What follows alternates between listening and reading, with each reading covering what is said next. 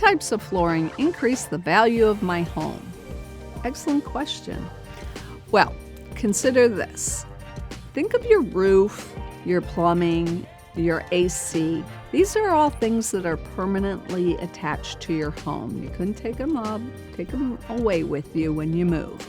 Permanently attached items increase the value of your home.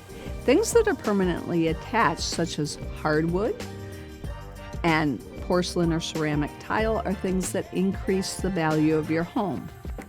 Things that are floating, such as luxury vinyl plank or laminate, and even carpet, do not increase the value of your home. They're considered more of a disposable type product. So just think of your home listing when you go to sell your home. Having something like laminate flooring, if you saw that on a listing, you'd be like, okay, all right. But if you see porcelain or hardwood, that also, people see that on a listing and they think much higher quality flooring than you do like a vinyl flooring. If you saw vinyl plank flooring on a listing, you might not be so excited as you would for tile or hardwood.